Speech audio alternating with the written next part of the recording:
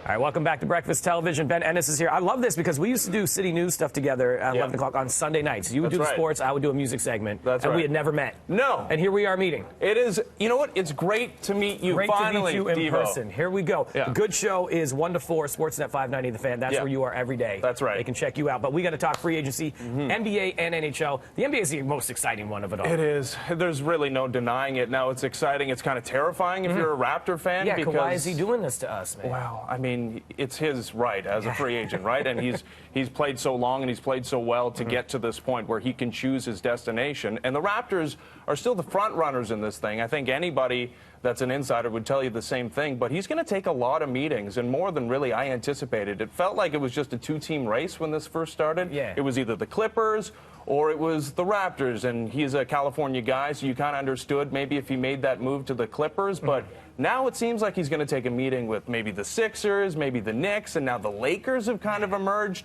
I think the good news, though, is that the Raptors, as the team that had him last, are going to have the last meeting and be able to sell him on this franchise again at the end. And that's it. The other big name that everyone's talking about is Kevin Durant. Now, we know he's going to miss next season, but what's that do for a contract and going ahead in free agency? So when he first suffered that injury, an Achilles injury, it's the most devastating you can have in that sport. And really nobody's come back and be 100% with it.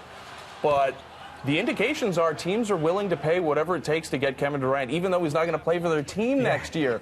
So you wonder if the Warriors have to do him right by offering him the max and keeping him there, and then if he decides he wants to leave after next season, that they can trade him. But yeah, he's been linked to the Knicks, and now the Nets have kind of emerged as the best suitor in New York as well. Him and maybe Kyrie Irving. Which is crazy. Okay, we got to move quickly into the NHL because Leafs fans want to know what is happening with Mitch Marner. Will he be remaining a Toronto Maple Leaf? Yeah, I'm still pretty confident in that. But yeah, we are currently in the period where restricted free agents can talk to other teams. So Mitch Marner can take meetings with other teams other than the Toronto Maple Leafs. And the way restricted free agency works, anybody else can sign him, but if they sign him for a contract with an average annual salary of over $10.5 million, they have to give up 4 first-round picks to the Toronto Maple Leafs if they decide not to match. Of course, the Leafs can match any contract, but they're up against the salary cap, and they have still other business to do. Andreas Janssen, Kasperi Kapanen have yet to be signed, plus the blue line, right? The defense core still needs a lot of work, so it's going to be a real interesting couple of months before the start of the season. That's it. And we're talking about a couple of the big names, Panarin and Bobrovsky, coming from Columbus, because they're going to leave there.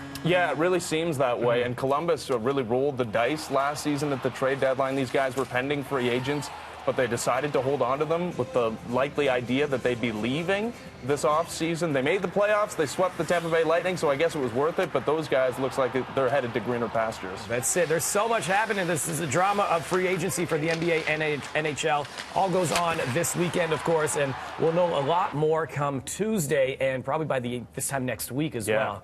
All right. Thank you so much. At Sportsnet Venice, or Sportsnet Ben. Ben. I said Bennis. I put it all together. Yeah, At Sportsnet Ben is where you can check him out. Thank you so much. Yeah, thanks. All right. We're going to be celebrating Canada Day this weekend, of course. But how much do you really know about your country?